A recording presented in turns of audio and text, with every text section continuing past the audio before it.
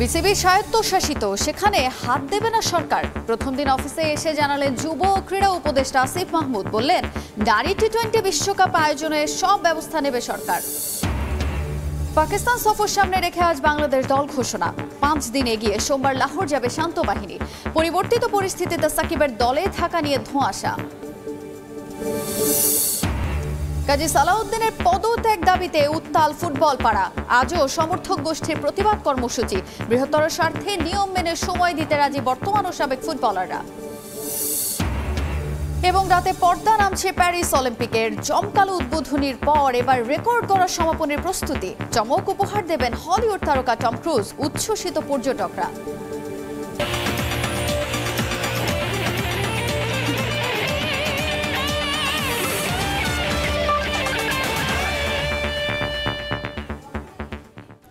বিশ্বের নানা প্রান্তের খেলাধুলার খবর নিয়ে আমাদের নিয়মিত আয়োজন খেলার সময়। আর এই আয়োজনে আপনাদের সঙ্গে আছি আমি তাজিন খন্দকার। শুরুতেই ক্রিকেটের খবর। আসন্ন টি-20 বিশ্বকাপ আয়োজনে সরকারের পক্ষ থেকে সব ব্যবস্থা নেওয়ার আশ্বাস দিয়েছেন যুব ও ক্রীড়া উপদেষ্টা আসিফ মাহমুদ সজীব ভুঁইয়া। বলছেন, বাংলাদেশ ক্রিকেট বোর্ড স্বায়ত্তশাসিত প্রতিষ্ঠান, সেখানকার বিষয়ে মন্ত্রণালয় কোনো প্রকার হস্তক্ষেপ করতে পারবে না। যদিও পরিবর্তিত পরিস্থিতিতে সব কার্যক্রম যাতে স্বাভাবিকভাবে চলে সে ব্যবস্থা নেওয়া হবে, তবে তা অবশ্যই আইসিসির নিয়ম মেনে করা হবে বলেও জানিয়েছেন তিনি। বিসিবি যেহেতু একটা অটোনমাস ফেডারেশন আইসিসির অধীনে, তো এই বিষয়ে আমরা সিদ্ধান্ত নিতে পারবো না। আমরা সাজেস্ট করেছি যারা বিসিবির ডাইরেক্টরস আছেন তারা এই বিষয়ে লিগ্যালি কীভাবে আইসিসির লিগ্যাল ফ্রেমওয়ার্কের মধ্য থেকে কীভাবে এই বিষয়টি সমাধান করা যায় এবং অন্তর্বর্তীকালীন সময়ের জন্য কাউকে নিয়োগ করা যায় কিনা সে বিষয়ে তারা আমাদেরকে পরবর্তীতে রিপোর্ট করবেন এবং এ বিষয়ে আমরা প্রসিজারটা চালু রাখবো। নারী টি-20 বিশ্বকাপের বিষয়ে আমরা বিসিবির সাথে কথা বলেছি। যেই ইস্যুগুলো হচ্ছে তার মধ্যে সবচেয়ে গুরুত্বপূর্ণ হচ্ছে সিকিউরিটি এনশিওর করা। সিকিউরিটি এনশিওর করার ব্যাপারে স্টেট লেভেল থেকে কিছু কাজ করার ব্যাপার আছে। আমি আজকেই যমুনাতে গিয়ে ইউনুস স্যারের সাথে এই বিষয়ে বিস্তারিত কথা বলবো এবং তিনি একজন ক্রীড়াপ্রেমী মানুষ, তিনি অবশ্যই এটিতে আমাদেরকে সহযোগিতা করবেন। আজ ঘোষণা করা হবে পাকিস্তানের বিপক্ষে টেস্ট সিরিজের জন্য বাংলাদেশ স্কোয়াড। ইতোমধ্যে সফরের সময়সূচি পরিবর্তন করেছে বিসিবি। 5 দিন এগিয়ে এনে আগামীকাল পাকিস্তান যাচ্ছে নাজমুল শান্তর দল। দেশের পরিবর্তিত পরিস্থিতিতে বদলে গেছে সবকিছু। বিসিবির প্রস্তাবে সাড়া দিয়ে এখন 5 দিন আগেই পাকিস্তান চলে যাচ্ছে বাংলাদেশ দল। সেখানেই নিজেদের প্রস্তুতি নেবে তারা। স্বাভাবিকভাবেই তাই দল ঘোষণাটাও করতে হচ্ছে নির্ধারিত সময়ের আগে। আজই সেটা ঘোষণা করা হবে বলে জানিয়েছে বিসিবির বেশ কয়েকটি সূত্র। এদিকে আজ দল ঘোষণার চেয়েও বেশি গুরুত্ব পাচ্ছে স্কোয়াডে সাকিবের থাকা না থাকার বিষয়টি। বৈষম্য বিরোধী ছাত্র আন্দোলন চলাকালে একজন সংসদ সদস্য হয়েও সাকিবের নীরবতা প্রশ্ন তুলেছিল চারিদিকে। যদিও রাজনৈতিক পট পরিবর্তনের প্রভাব খেলার মাঠে পড়বে না বলেই ধারণা করছেন ক্রিকেট সংশ্লিষ্টরা।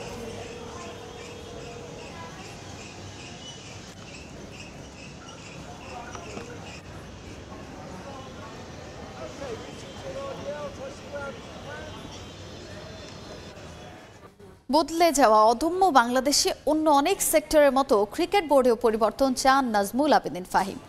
তেলবাজ ও সুযোগ সন্ধানীদের বাদ দিয়ে যোগ্যদের দিয়ে বিসিবি পরিচালনার আহ্বান তার। এজন্য দ্রুততম সময়ের মধ্যে নির্দিষ্ট রূপরেখাও দেবেন এই বিশ্লেষক ও কোচ। নারী বিশ্বকাপ আয়োজনে এখনও আশাবাদী ফাহিম। উদ্ভূত পরিস্থিতি আইসিসি আমলে নেবে বলেই বিশ্বাস তার। দুঃশাসনের দিন শেষ, তারুণ্যের জয়গানে আধার কেটে নতুন দিনের স্বপ্ন দেখছে বাংলাদেশ। সর্বত্রই পরিবর্তনের ডাক। বাদ যাবে কেন কোটি মানুষের আবেগ ভালোবাসার ক্রিকেট? হাসিনা সরকারের পতন হয়েছে, ধীরে ধীরে কাটছে অস্থিরতা। তবুও বিসিবি কার্যালয়ে শুনশান নীরবতা। হাতে গোনা কয়েকজন বাদে আত্মগোপনে অধিকাংশ পরিচালক। তবে একজন এসেছিলেন যিনি বোর্ডের কোনো দায়িত্বে না থাকলেও ক্রিকেটারদের গুরু নামে খ্যাত নাজমুল আবেদিন ফাহিম। আমি যেহেতু খুব কাছ থেকে দেখার সুযোগ পেয়েছি, আমার মনে হয় না যে বিসিবি খুব একটা ডিসিপ্লিন একটা অর্গানাইজেশন। এখানে পরিবর্তন আনা দরকার। কাজের যে ধরন, এখানে যে ইনডিসিপ্লিন অ্যাক্ট হয় ভেতরে ভেতরে, সেটার পরিবর্তন আনাটা খুব দরকার। ইটস ভেরি ইম্পর্টেন্ট যে right kind of people R here. So it's not naturally আমাকেই হতে হবে, যে মেবি আদার পিপল আমাদের দেশে আছে, দেশের বাইরেও কিন্তু আমাদের লোকজন আছে। সামনে ব্যস্ত শিডিউল টাইগারদের, তার উপর বাংলাদেশ নারী বিশ্বকাপের স্বাগতিক। অনিশ্চিত বয়সভিত্তিক ক্রিকেট এইচপি ইউনিট টাইগার্সের কার্যক্রম। ক্রিকেট ও ক্রিকেটারদের অভিভাবক শূন্য রাখার দায়ে বোর্ড কর্তাদের পদত্যাগের দাবি নাজমুল আবেদিন ফাহিমের। এতে বোঝা যায় যে তারা তাদের দায়িত্বটা ঠিকমতো সে সময় পালন করেনি। যদি ঠিকমতো পালন করতেন তাহলে আমার মনে হয় তারা সাহস করে আসতে পারতেন। তারা আমার মনে হয় না তারা ক্রিকেটের সেবক ছিল, তাদের নিজস্ব এজেন্ডা ছিল, সেই এজেন্ডাই তারা ফুলফিল করেছে গত একটা যুগ বা তার বেশি সময়। আছে নিজস্ব প্রস্তাবনাও, যে জন্য দ্রুততম সময়ের মধ্যে নির্দিষ্ট রূপরেখাও দেবেন এই ক্রিকেট বিশ্লেষক ও কোচ। আমার ইচ্ছা আছে সেরকম একটা দেয়া, তাতে যেটা হবে যে ক্রিকেট সংশ্লিষ্ট যারা আছেন, যারা সিদ্ধান্ত নেবেন তাদের মধ্যে বুঝতে সুবিধা হবে তাদের চিন্তা ভাবনাটা কোন দিকে যাওয়া উচিত। সেই সঙ্গে নতুন কমিটিতে যারাই আসুক তাদের স্বচ্ছতা জবাবদিহিতার আওতায় আনার দাবি নাজমুল আবেদিন ফাহিমের। মাহবুব ইমন, সময় সংবাদ, ঢাকা। এদিকে 2টি 4 দিনের ম্যাচ ও 3টি ওয়ানডে খেলতে গতকাল পাকিস্তান পৌঁছায় বাংলাদেশে দল। বৈষম্য বিরোধী আন্দোলনের প্রভাবে পূর্ব নির্ধারিত তারিখের 4 দিন পর ইসলামাবাদে পা রাখলেন ক্রিকেটাররা। 13 আগস্ট শুরু হবে প্রথম 4 দিনের ম্যাচ, আর ওয়ানডে সিরিজ শুরু হবে 26 আগস্ট। মাস্কে মুখ ঢাকা থাকায় মুশফিকুর রহিমের অভিব্যক্তি ঠিকঠাক বোঝা গেল না, তবে নিশ্চিতভাবে বলা যায় কিছুটা হলেও অস্বস্তি রয়েছে তার। গেল 1.5 মাসে দেশের ঘটনা প্রবাহে অস্থিরতা কাজ করাটা অস্বাভাবিক নয়, তবুও নতুন মিশনে সবকিছু ঝেড়ে ফেলার প্রত্যয় মুশফিক, তানজিম সাকিব, নাইম হাসানদের। সবকিছু ঠিক থাকলে এখন ইসলামাবাদে বাংলাদেশ ও পাকিস্তান এ দলের প্রথম 4 দিনের ম্যাচ চলমান থাকত, কিন্তু বৈষম্য বিরোধী আন্দোলনের প্রভাব সেখানেও। এ দল ও জাতীয় দলের পাকিস্তান সফর নিয়েই তৈরি হয়েছিল অনিশ্চয়তা, যদিও শেষ পর্যন্ত কেটেছে সব শঙ্কা। ক্রিকেটারদের জন্য স্বস্তির খবর, কিছুটা পিছিয়ে হলেও মাঠে গড়াচ্ছে সিরিজগুলো।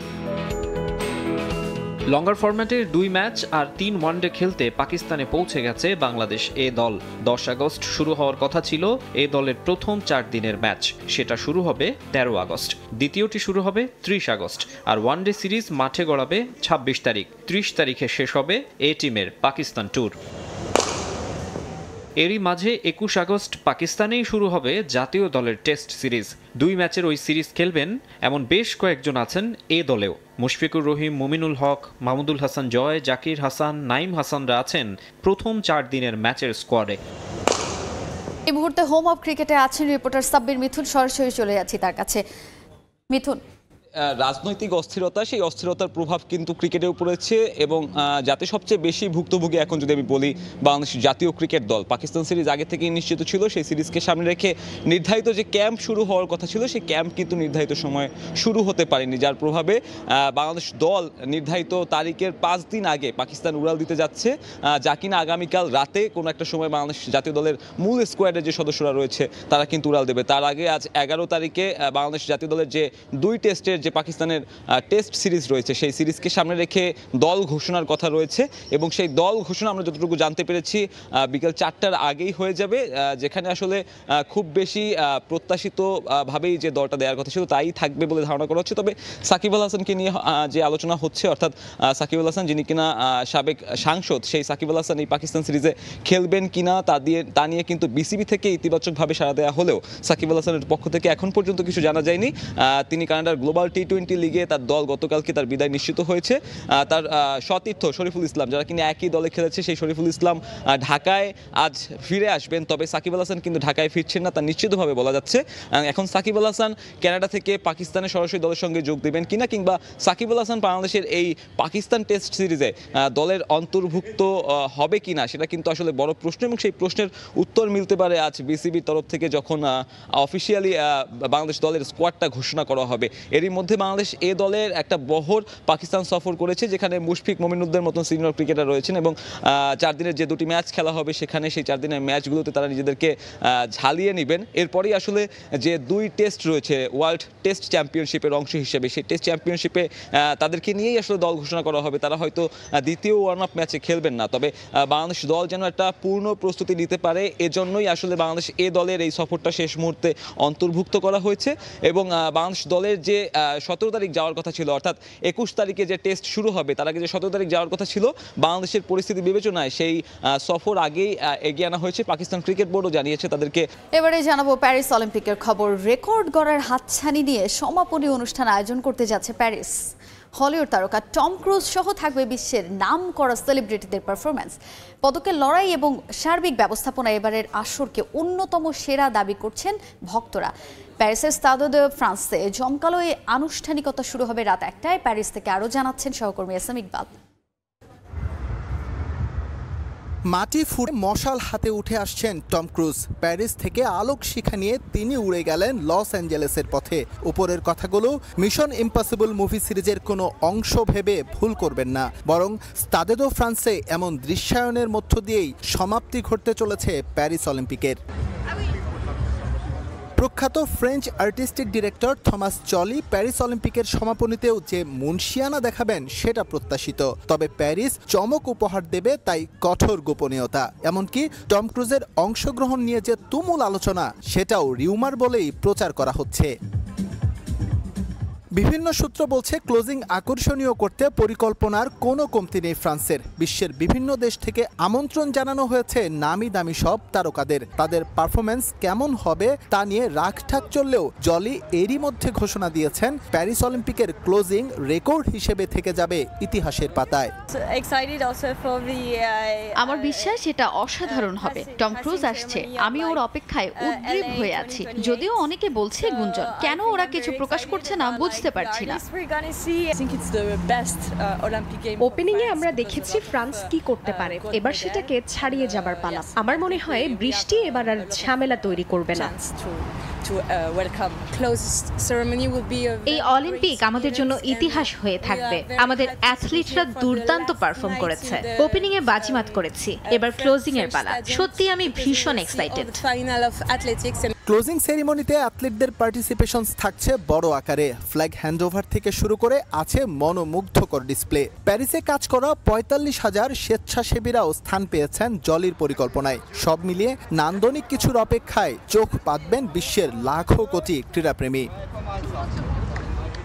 ঐতিহাসিক এক ওপেনিং করে বিশ্ববাসীকে তাক লাগিয়ে দিতে চেয়েছিলেন প্যারিস কর্তৃপক্ষ। তবে খারাপ আবহাওয়া আর অতিবৃষ্টিতে ভেস্তে যায় সব। ক্লোজিং এর আগে নেই এমন কোনো শঙ্কা। ওয়েদার রিপোর্ট বলছে ঝলমলে চাঁদের আলোয় সমাপ্তি ঘটতে চলেছে গ্রেটেস্ট শো অন আর্থের ৩৩তম আসরের। ভিন্ন রকম উপস্থাপনায় উদ্বোধন অনুষ্ঠান আয়োজন করে ব্যাপক প্রশংসা কুড়িয়েছে প্যারিস অলিম্পিক। এবার শেষের অপেক্ষা। উদ্বোধনের মতো সমাপন অনুষ্ঠানও ডিজাইন করেছেন প্রখ্যাত আর্টিস্টিক ডিরেক্টর থমাস জলি। তার সৃষ্টিশীলতায় নান্দনিক কিছুর অপেক্ষায় স্টাদে দে ফ্রান্স। এস এম ইকবাল, সময় সংবাদ, প্যারিস। দেশের সাম্প্রতিক পরিস্থিতিতে বাংলাদেশ ফুটবল ফেডারেশনের সভাপতি কাজী সালাউদ্দিনের পদত্যাগের দাবি বেশ কয়েকটি সমর্থক গোষ্ঠীর। এই সংকটপূর্ণ অবস্থায় সরব অবস্থানে সাবেক ফুটবলাররা। ফিফা নিষেধাজ্ঞা এড়িয়ে বাফুফেতে পরিবর্তনের ডাক তাদের। তবে চলতি বছর অনুষ্ঠিত হতে যাওয়া সাফ সহ বেশ কয়েকটি টুর্নামেন্ট সুষ্ঠুভাবে আয়োজনে এই কমিটির উপরে আস্থা রাখতে চান মামুনুল এমিলিরা। ছাত্র জনতার অভ্যুত্থানে উত্তাল দেশ। সেই উত্তপ্ত পরিস্থিতির আঁচ পড়েছে ক্রীড়াঙ্গনেও। রাজনৈতিক পরিচয়কে পুঁজি করে বছরের পর বছর ফেডারেশনের চেয়ার আঁকড়ে ধরে রাখা একটা প্রথায় পরিণত হয়েছিল। তবে এবার সে বিষয়েও সরব তরুণ সমাজ। তারই ধারাবাহিকতায় বাফুফের সভাপতি কাজী সালাউদ্দিনের পদত্যাগের দাবি বাংলাদেশ সাপোর্টার্স ফোরাম, বিডি আলট্রাস সহ বেশ কয়েকটি সমর্থক ভিত্তিক সংগঠনের। চলতি বছর অক্টোবরে সাফের শিরোপা ধরে রাখার মিশন নারী ফুটবলারদের সামনে। সেখানেও বাদ সাধে ওই এক রাজনৈতিক অস্থিতিশীলতা। বন্ধ সব ধরনের অনুশীলন, জিম সেশন।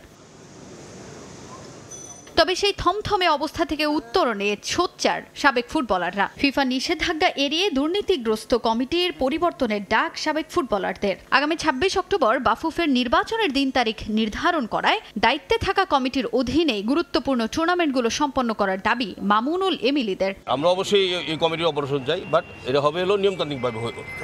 আমরা চাই এমন কোনো কিছু কেউ এসে হস্তক্ষেপ না করে যাতে ফিফার দ্বারস্থ হইতে হয়। তাদের নির্বাচিত করার একটা সিস্টেম আছে, ওই সিস্টেমের মাধ্যমে আমরা ফুটবল ফেডারেশনও চেঞ্জ হবে। তবে ফেডারেশনকে সংকটপূর্ণ অবস্থায় রেখে পদত্যাগ করেছেন সিনিয়র সহ সভাপতি সালাম মুর্শেদি। তার হঠাৎ পদত্যাগের সিদ্ধান্তে ক্ষুব্ধ সাবেকরা। ফেডারেশনের সব হিসেব নিকেশ বুঝিয়ে দেয়া সহ যৌক্তিক কারণ দর্শানোর দাবি তাদের। বাংলাদেশের ফুটবলটাকে ধ্বংস করার পিছনে যারা এতদিন জড়িত ছিল, তারা প্রত্যেককে বিচারের আয়তায় আনতে হবে। যে দুর্নীতি করেছে সেই দুর্নীতির একটা সুন্দর তদন্ত করুক। শুধু যে জাতীয় দলের ফুটবলাররা এই সমস্যায় পড়েছেন তা নয়, দেশের ঘরোয়া ফুটবলের নতুন মৌসুম সামনে রেখে বিপাকে আবাহনী, মোহামেডান সহ অন্যান্য ক্লাবের ফুটবলাররাও। এখানে ফুটবলের রুটি ব্যাপার আছে, এরা যদি দল বদল না পায় তারা অনেক ক্ষতিগ্রস্ত হবে। শুধু বাফুফের সভাপতিই নন, বর্তমান পুরো কমিটির কার্যক্রম বন্ধের দাবি দেশের ফুটবলের সমর্থনে কাজ করা সংগঠনগুলোর। তাজিন খন্দকার, সময় সংবাদ, ঢাকা। এ পর্যায়ে খেলার সময়ের শীর্ষ সংবাদগুলো জানিয়ে দিচ্ছে আরেকবার। বিসিবি স্বায়ত্তশাসিত, সেখানে হাত দেবে না সরকার। প্রথম দিন অফিসে এসে জানালেন যুব ক্রীড়া উপদেষ্টা আসিফ মাহমুদ। বললেন নারী টি-20 বিশ্বকাপ আয়োজনের সব ব্যবস্থা নেবে সরকার। পাকিস্তান সফর সামনে রেখে আজ বাংলাদেশ দল ঘোষণা। 5 দিন এগিয়ে সোমবার লাহোর যাবে শান্ত বাহিনী। পরিবর্তিত পরিস্থিতিতে সাকিবের দলে থাকা নিয়ে ধোঁয়াশা।